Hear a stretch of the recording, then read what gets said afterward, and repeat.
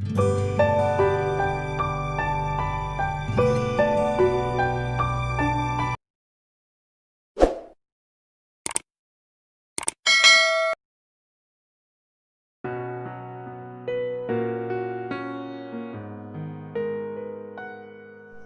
बच्चों, आज मैं आप लोगों को कृषि से संबंधित बातों की जानकारी देने जा रहा हूँ। इसे आप लोग ध्यानपूर्वक सुनेंगे। कृषि यानी एग्रीकल्चर, फसल का उत्पादन करना कृषि कार्य कहलाता है। और इस कृषि कार्य को प्राथमिकता मिली हुई है और यह एक प्राथमिक क्रिया है, प्राथमिक क्रिया के अंतर्गत आता है। और किसी ने कहा है, उत्तम खेती मध्यम मांग निश्चित चाकरी भूख निदान। इसको सर्वोच्च स्थान प्राप्त है इस कार्य को, और इस कार्य में संलग्न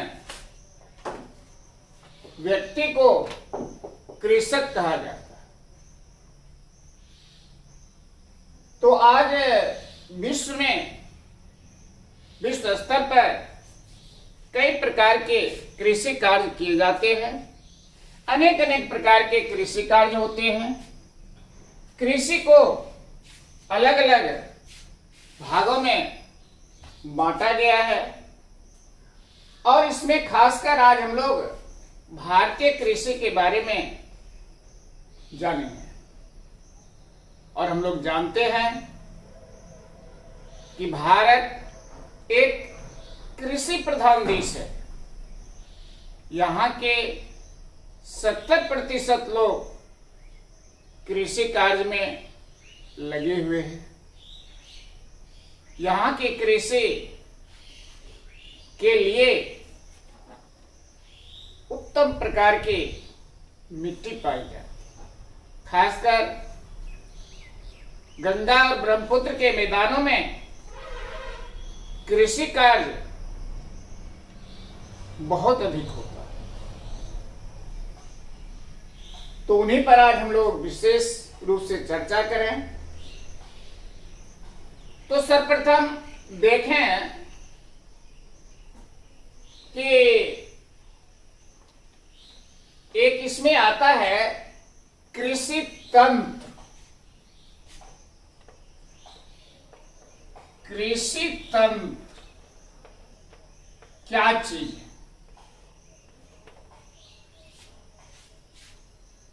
तो इसको देखें।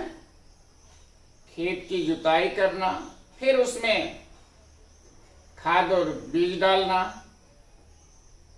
सिंचाई कार्य करना, उनकी देखभाल करना, फिर फसल को तैयार करके उसको सुरक्षित भंडारण करना, ये सारी क्रियाएं कृषि तंत्र के अंतर्गत आता है। इसी को कहा जाता है कृषि तंत्र।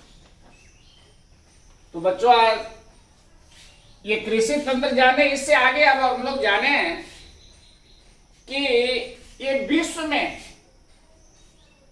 ये कृषि कार्य जो है इसको कितने भागों में बांटा गया है।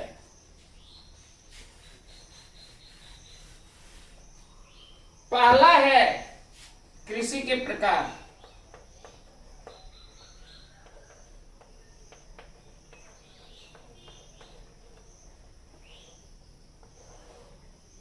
कृषि के प्रकार, तो इसको कई आधार पर बांटा गया है। तो जो सर्वप्रमुख आधार है उस पर हम लोग ध्यान दें। तो पहला है एग्रीकल्चर। एग्रीकल्चर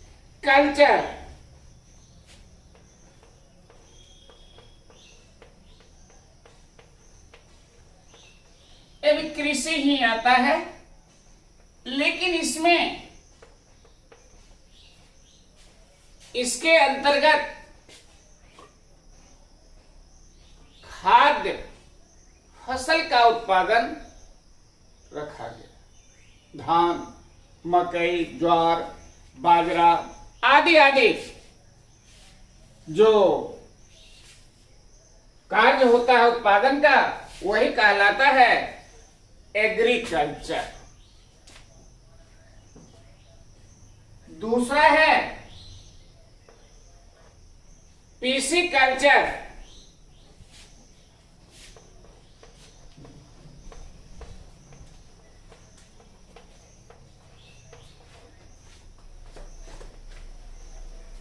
दूसरा हो गया पीसीकल्चर।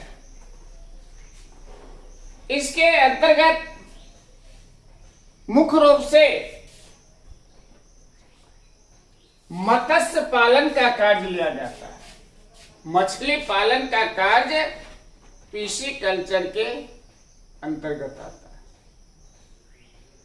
इसमें तालाब, पोखर, झील, नदी या समुद्री भागों में मछली का मारने का कार्य, पकड़ने का कार्य, फिर उत्पादन कार्य जो किया जाता है, यह कहलाता है पीसीकल्चर। तीसरा है हॉर्टिकल्चर।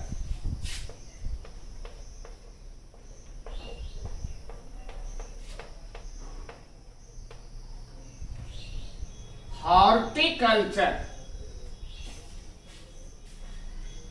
यह भी कृषि का ही रूप है।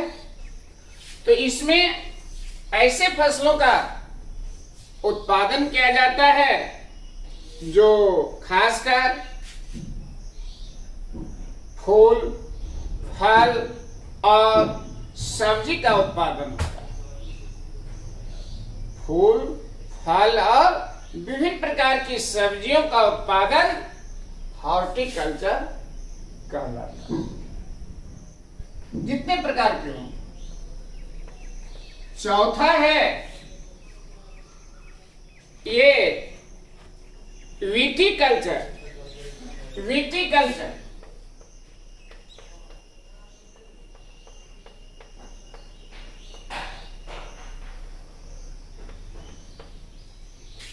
इसके अंतर्गत अंगूर की खेती को लिया गया है। अंगूर का भी उत्पादन किया जाता है, फल है, तो यह विटी कल्चर के अंतर्गत आता है। उसके बाद आता है सेरीकल्चर।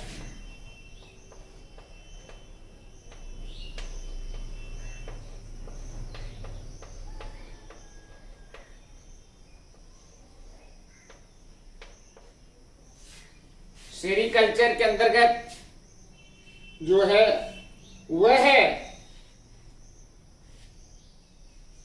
रेशम के कीड़ों का पालन करना, रेशम का व्यापारिक तौर पर उत्पादन करना, यह सेरीकल्चर के अंतर्गत आता है। तो बच्चों देखिए कि ये 5 प्रकार के ये कृषि है। इसके बाद और भी है, दूसरा तीसरा आधार भी लेकर इसको दर्शाया गया है। कहीं निर्वाह कृषि कहते हैं, गहन निर्वाह कृषि होती है, स्थानांतरित कृषि होती है, जिसे झूम खेती भी कहते हैं, झूम कृषि भी कहते हैं। तो और है। फिर अन्य रूप में भी आता है, और एक आता है मिश्रित कृषि। तो खेती के साथ साथ, कृषि कार्य के साथ साथ पशुपालन का कार्य करना वह मिश्रित कृषि में आता है। और आधार है। अब हम लोग फसल जो होता है उसको देखें कि ये कितने प्रकार के होते हैं। फसल के प्रकार।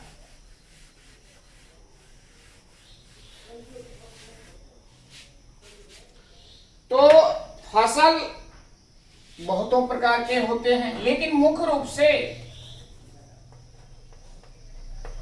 ये 4 प्रकार में फसल को रखा गया है। फसलों के प्रकार।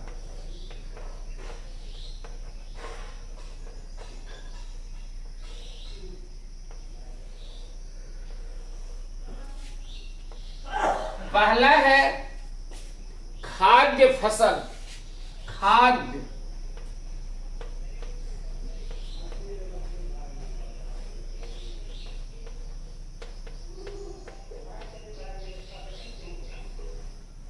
तो वह फसल, जिस फसल का प्रयोग हम लोग भोजन के रूप में करते हैं, ऐसे फसलों को खाद्य फसल कहा गया है। जैसे मक्का, गेहूं, धान, जौ, बाजरा आदि आदि। फिर है अखाद्य फसल।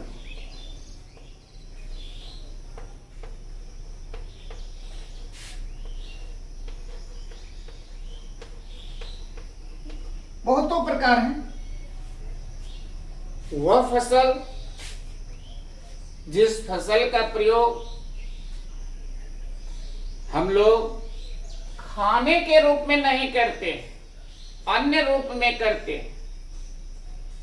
उस फसल को अखाद्य फसल की श्रेणी में रखा गया है। जैसे जूट, कपास, गन्ना, चाय, ये सब अखाद्य फसल। अब कहेंगे कि चाय को तो हम लोग खाते हैं, चीनी को भी हम, गन्ना का भी हम खाने के रूप में, लेकिन खाते नहीं हैं, भोजन के रूप में उसका प्रयोग नहीं करते। चाय जो है उसको हम लोग पीते हैं, पेय पदार्थ है, वह पेय फसल में आता है। फिर आगे देखेंगे पेय फसल है, फिर मसालेदार है, फिर तिलहन है, दलहन है, बहुत बहुत प्रकार हैं। तो ये खाद्य और अखाद्य में 2 भाग। फिर इसके बाद और प्रकार है, उसको हम लोग देखें।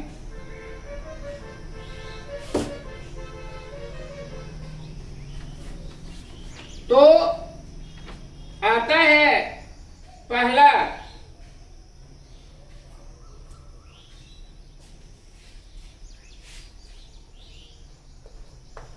रेशेदार।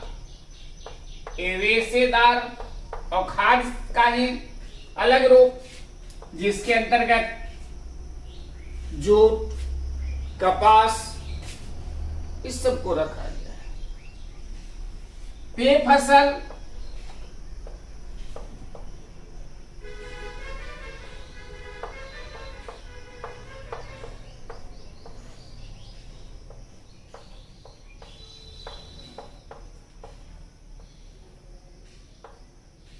पेय फसल में आता है कहवा और चाय।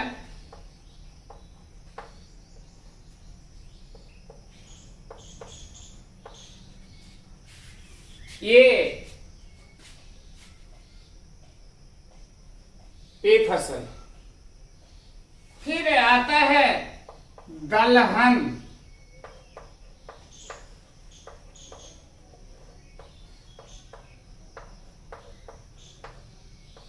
वह फसल, जिस फसल का प्रयोग दाल के रूप में किया जाता है, वह कहलाता है दलहन फसल। जैसे चना, मूंग, मटर, ये सब जो है दलहन फसल के अंतर्गत। फिर एक और है, वह है तेलहन फसल।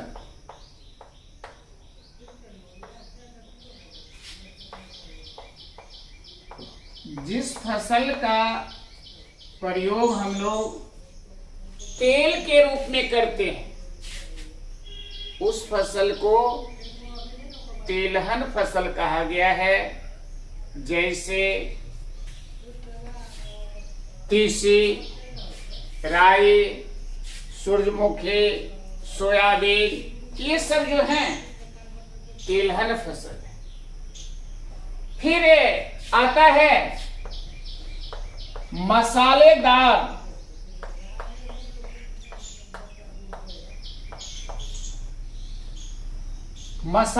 फसल, जिसका मसाला प्रयोग करते हैं अपने भोजन के स्वाद को बढ़ाने के लिए। मसाले का जो खासकर सब्जी में प्रयोग करते हैं, वह फसल कहलाता है मसालेदार फसल। जैसे धनिया, लहसुन, प्याज, जमन, ये सब मसालेदार फसल के अंतर्गत। एक और फसल है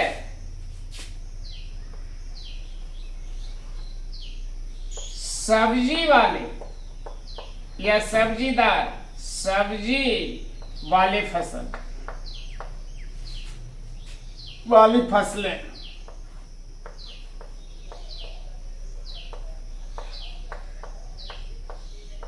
यानी जिस फसल का प्रयोग सब्जी के रूप में करते हैं, जैसे ये आलू, गोभी, भिंडी, कद्दू, नेनुआ, ये सब जो है सब्जी वाले फसल। और प्रकार है, बहुत प्रकार है। फिर फलदार फसल आता है, फल वाले, जिसका प्रयोग हम लोग फल के रूप में करते हैं। केला, आम, लीची, कटहल, ये सब फलदार फल वाले फसल हैं। फिर एक आता है जायद फसल, जो लत्तर में, लत्ती के रूप में जिसका पौधा होता है और वह फल के रूप में प्रयोग किया जाता है। तरबूज, खीरा, ये सब जो हैं जायद फसल है। और बहुत सा फसल है। तो अब हम लोग देखें कि ये जो फसल है, इस फसल को प्रभावित करने वाले कारक कौन कौन है। क्या ये खाद्य फसल सभी जगह हो सकते हैं? क्या अखाद्य फसल सभी जगह हो सकते हैं? क्या मसालेदार, तेलहन, दलहन आदि आदि फसल? नहीं। इसके लिए अलग अलग क्षेत्र, अलग अलग जलवायु होना चाहिए, और तभी वह फसल सफल हो सकता है, उसका उत्पादन सफल हो सकता है। फसल उत्पादन को प्रभावित करने वाले कारक या कृषि को प्रभावित करने वाले कारक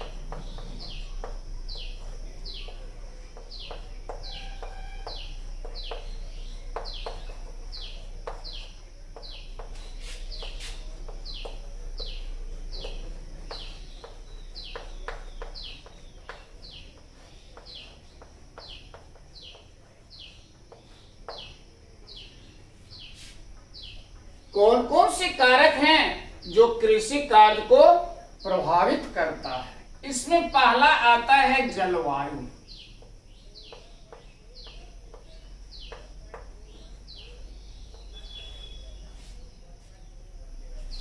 महत्वपूर्ण फैक्टर्स में से एक है। यह जलवायु हर फसल को प्रभावित करता है। अलग अलग फसल के लिए अलग अलग जलवायु चाहिए।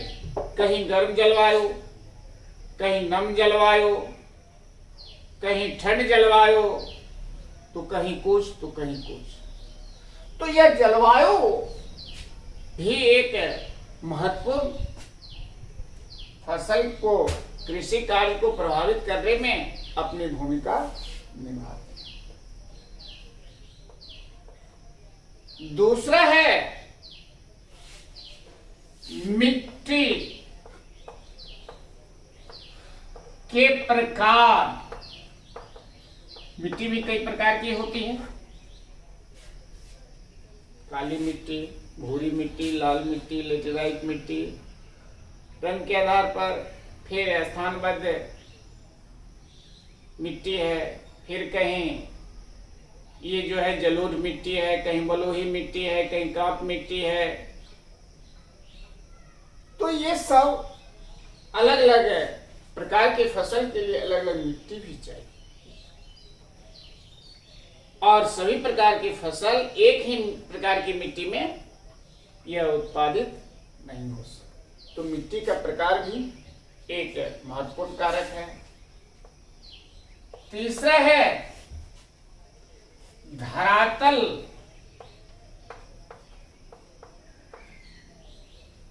के स्वरूप।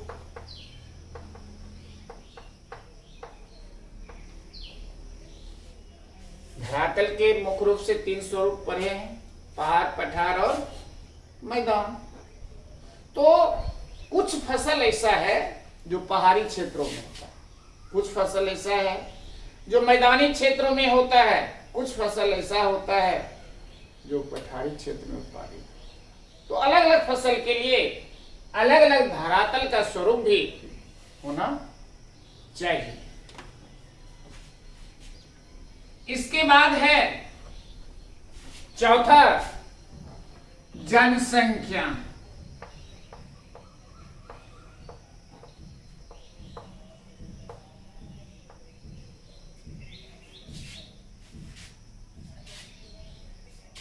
जनसंख्या, मान लिया जाए कि ये जलवायु, मिट्टी और धरातल के स्वरूप भी मौजूद हैं और कृषि कार्य करने के लिए कुशल श्रमिकों का वहां अभाव हो जाए तो फिर कृषि कार्य ठीक ढंग से नहीं हो पाएगा, वो प्रभावित हो जाएगा। तो जनसंख्या भी चाहिए। मान लिया जाए कि धान ही लगा रहे हैं तो धान लगाने में मजदूरों की जरूरत होती, बहुत अधिक मजदूरों की जरूरत होती है। बीज को पौधशाला से उखाड़ना, फिर उसको खेत में रोपना, फिर फसल की कटाई करना, आदि आदि कार्यों में बहुत अधिक मजदूरों की जरूरत होती है। तो जनसंख्या भी चाहिए। तो जनसंख्या भी कृषि कार्य को प्रभावित करता है। पांचवा है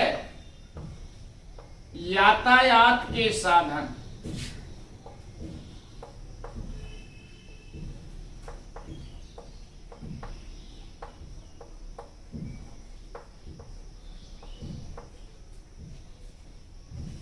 यातायात का साधन भी होना चाहिए, आवागमन की सुविधा भी होनी चाहिए।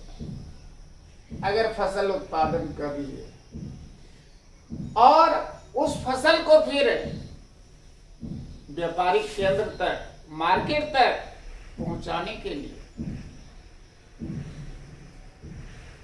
आवागमन की भी सुविधा होनी चाहिए। अगर आवागमन की सुविधा नहीं होगी तो फिर कृषि कार्य वो छीन पड़ जाएगा। फसल का उत्पादन कृषक नहीं कर पाएंगे। इसलिए यह फैक्टर्स भी महत्वपूर्ण है। छठा है कि ये सरकार की नीति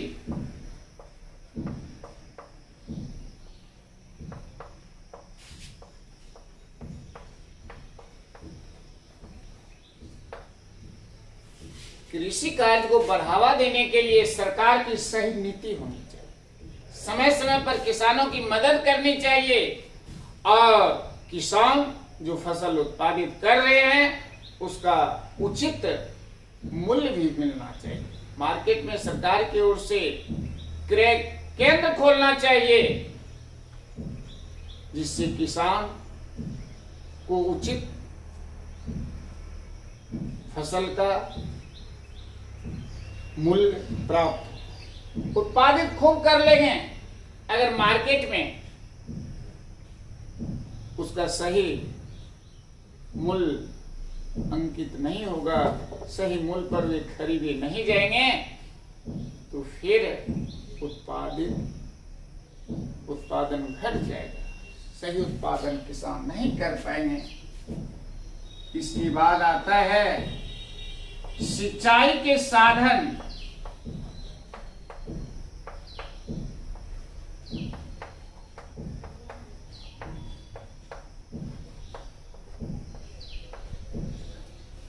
कुछ फसल इस प्रकार के होते हैं जिसे बराबर सिंचाई की जरूरत होती है, पानी की जरूरत होती है, और कुछ फसल ऐसे ही हैं जो उन क्षेत्रों में ही लगाए जाते हैं जहां वर्षा नियमित रूप से होती है। जैसे धान मानसूनी क्षेत्रों की फसल है जहां मानसून से वर्षा होती है। अगर वर्षा का अभाव है, सही समय पर उचित मात्रा में वर्षा नहीं हो पाती है, तो उन फसलों को कृत्रिम रूप से सिंचाई के लिए व्यवस्था करनी। तो ये सारे फैक्टर्स मिलकर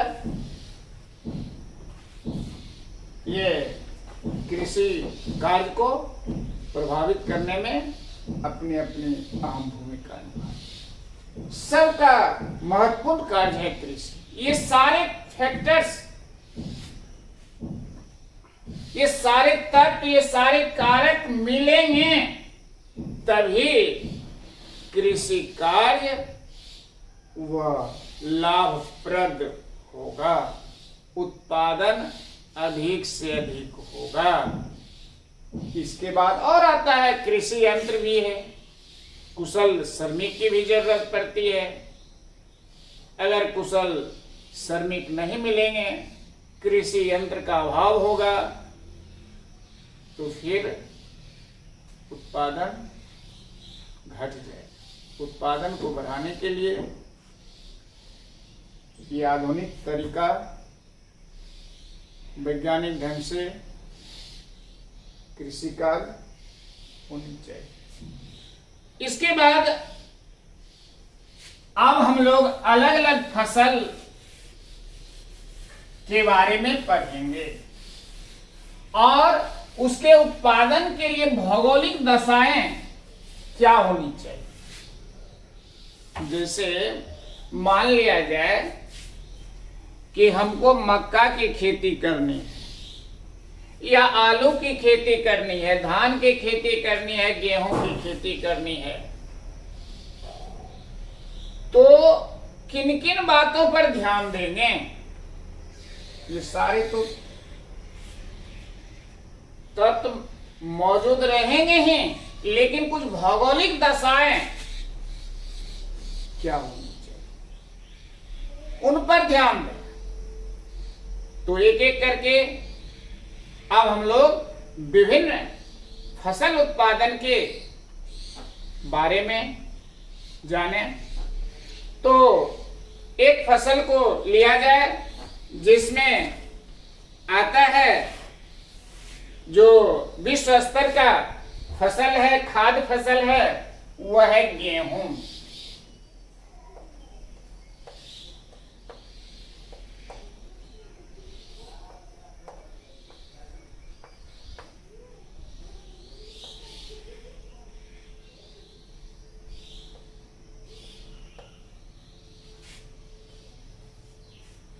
गेहूं के लिए भौगोलिक दशाओं का वर्णन अब हम लोग करने जा रहे हैं, एक एक पॉइंट पर ध्यान देंगे। तो गेहूं के लिए सर्वप्रथम चयन करेंगे कि मिट्टी कैसी हो, तापमान कितना हो, सिंचाई यानी वर्षा कितनी चाहिए, सबका एक मापदंड है। तो गेहूं किसान लगाने जा रहे हैं, तो उसको किन किन बातों पर ध्यान देना होगा, किस क्षेत्र में गेहूं का उत्पादन करना लाभप्रद होगा। तो सबसे पहले देखें कि मिट्टी कैसी होनी चाहिए।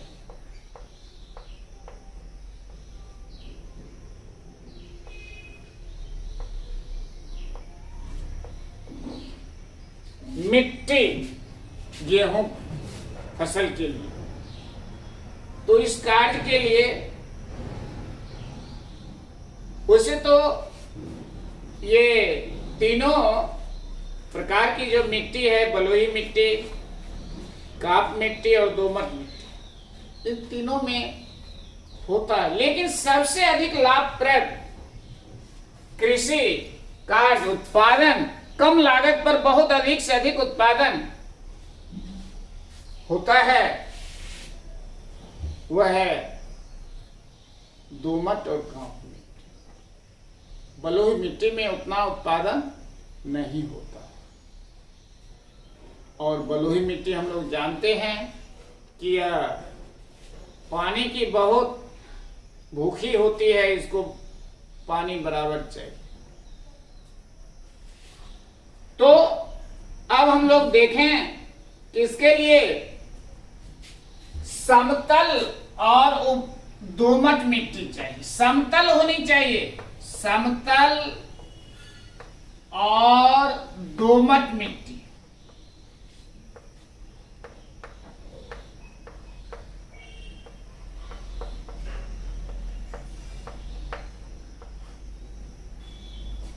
समतल यानी तल जो हो वह खेत की जो ऊंचाई है एक जैसी हो, समतल में हो, बराबर तल में हो।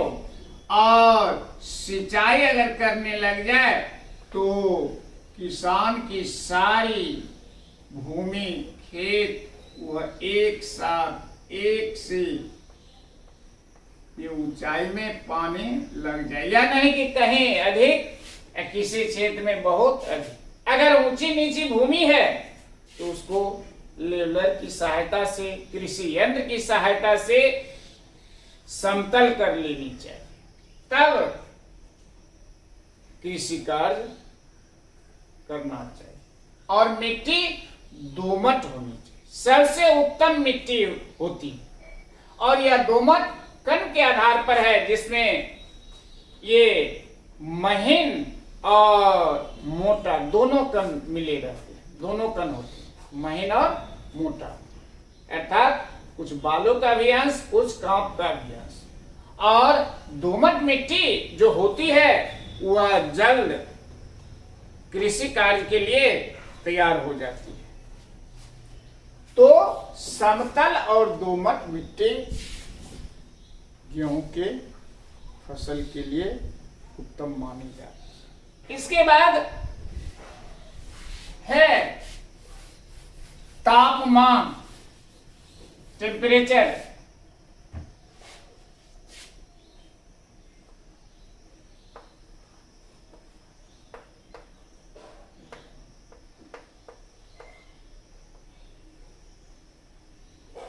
और मौसम के अनुसार यह रबी की फसल मानी गई है, रबी की फसल है और उपयोगिता के आधार पर यह खाद्य फसल है। तो तापमान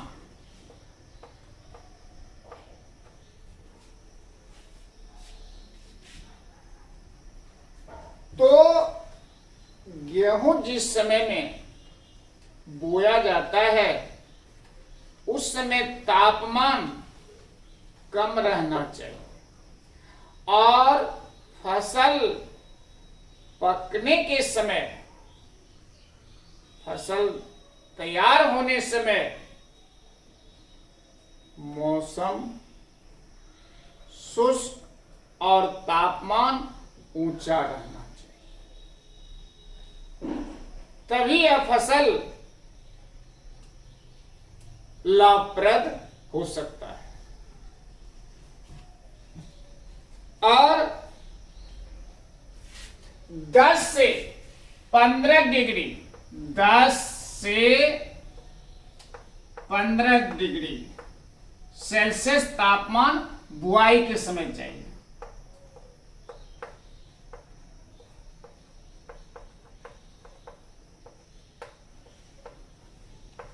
तापमान जो है बुआई के समय 10 डिग्री से 15 डिग्री सेल्सियस की जरूरत होती है।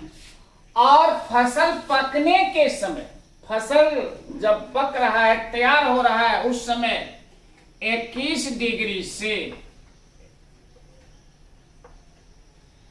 27 डिग्री सेल्सियस रहना चाहिए तैयार होने के बाद, फसल तैयार होने के बाद।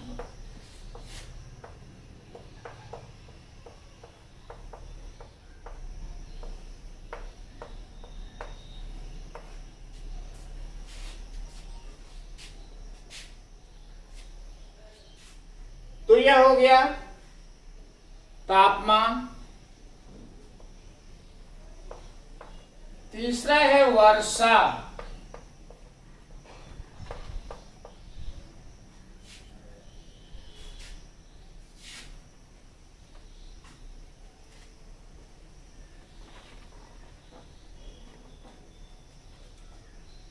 तो इसके लिए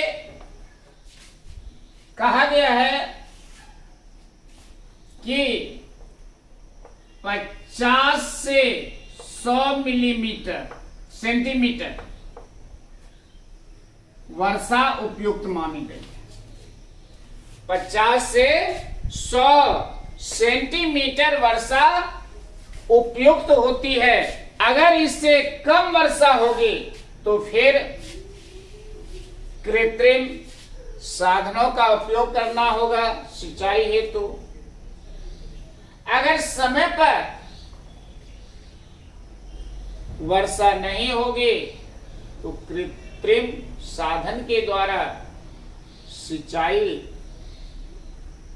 का प्रयोग, सिंचाई की सुविधा उपलब्ध करानी होगी, तभी हमारा फसल सही उत्पादन दे सकता है। और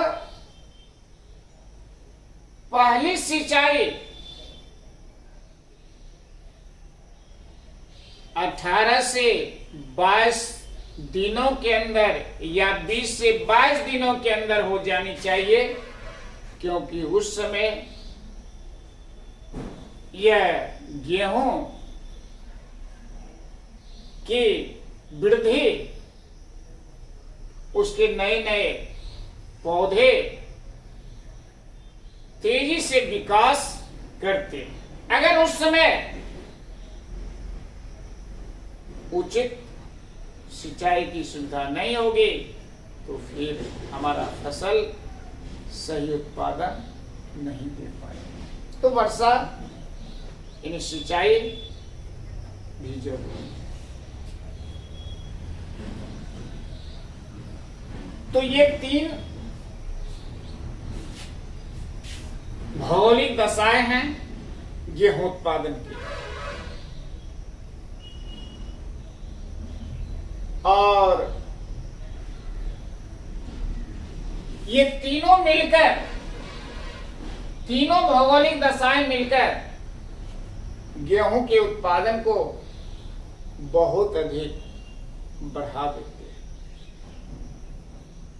तो बच्चों, ये गेहूं का देखें हम लोग। अब दूसरा फसल लेते हैं, एक और फसल, और वह आता है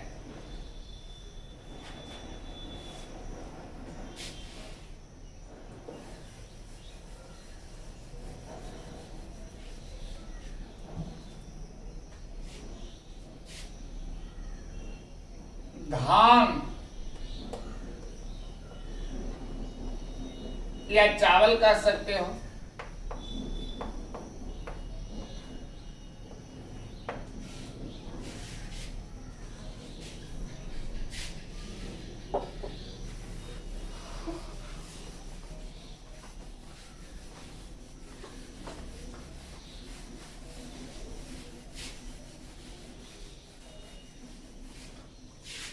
तो चावल उत्पादन के लिए या धान उत्पादन के लिए मिट्टी का चयन करेंगे, तो मिट्टी भी उसके लिए समतल और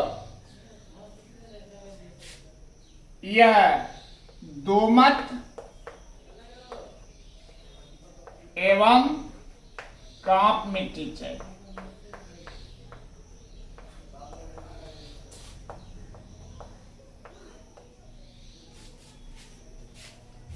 अगर यह समतल भूमि नहीं रहेगी तो सिंचाई करेंगे तो एक साइड में पानी अधिक, दूसरे साइड में कम लगेगा, जो फसल उत्पादन को प्रभावित करेगा। तो इसके लिए भी समतल और दोमट एवं कांप मिट्टी, जलोढ़ मिट्टी उपयुक्त मानी गई है। जलोढ़ मिट्टी भी चाहिए। अगर जलोढ़ में से इसमें से कोई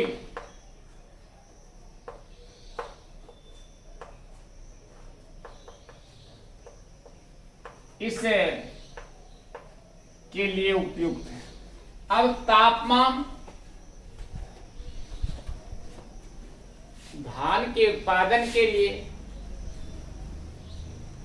तो धान के उत्पादन के लिए तापमान जिस समय हम लोग पौधे लगाते हैं उस समय उच्च तापमान की जरूरत होती है।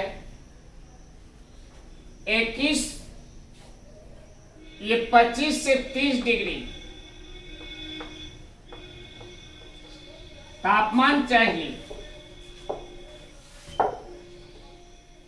और यह बुआई के समय, पौधा जो जिस समय हम लगाते हैं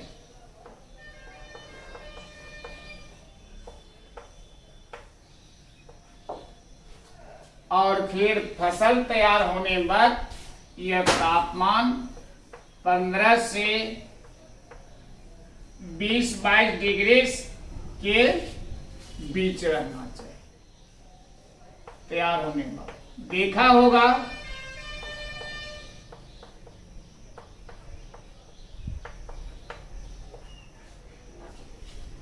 कि जिस क्षेत्र में धान का फसल लगाया जाता है या उत्पादित होता है तो उस समय तापमान ऊंचा रहता है और जिस समय फसल तैयार होता है उस समय तापमान घटा हुआ रहता है। लेकिन इसके विपरीत गेहूं के लिए देखें कि जिस समय गेहूं की बुआई की जाती है तापमान घटा हुआ रहता है और जिस समय गेहूं तैयार होता है उस समय तापमान बढ़ा हुआ। उसके जस्ट विपरीत इस फसल में है कि जिस समय इसकी रुपाई की जाती है, धान की रुपाई की जाती है उस समय तापमान अधिक रहता है और जिस समय फसल तैयार होता है उस समय तापमान उसकी तुलना में कम रहता है। इसके बाद आता है वर्षा। इस फसल के लिए तो वर्षा की बहुत अधिक जरूरत, पानी की बहुत अधिक। और कहा गया धान पान नित स्नान, धान और पान के खेती के लिए वर्षा बहुत जरूरी है। वैसे आजकल हाइब्रिड नस्ल की फसलें आ चुकी है बाजार में, किसान लोग उत्पादित कर रहे हैं। जहां कम वर्षा भी होती है, जहां सिंचाई की सुविधा उतनी अच्छी नहीं है, वहां भी उत्पादित कर रहे हैं। परंतु अगर सिंचाई की सुविधा उसके लिए भी अगर सही हो तो उत्पादन स्वतः बढ़ जाता है। तो इसके लिए 150 से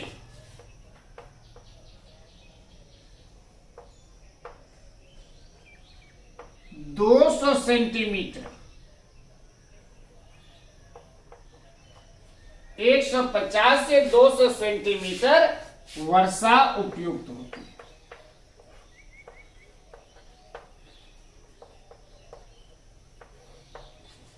अगर इससे कम वर्षा होती है तो फिर वही साधन उपयोग करेंगे, कृत्रिम साधन का उपयोग करके इसमें पानी डालेंगे। फिर यह भौगोलिक दशाएं हो गई, फिर फसल को काटने के लिए श्रमिकों की जरूरत होगी, तैयार करने के लिए श्रमिकों की जरूरत होगी। वैसे आजकल विभिन्न प्रकार के फसल काटने का यंत्र, तैयार करने का यंत्र उपलब्ध हो चुका है, जिसके आधार पर किसान अपने फसल को तैयार करे। इसके बाद और फसल है जो आगे के वीडियो में आप लोगों को दिखाएंगे। आज यहीं तक का प्रोग्राम है, समाप्त किया जाता है यह कृषि कार्य। जय हिंद।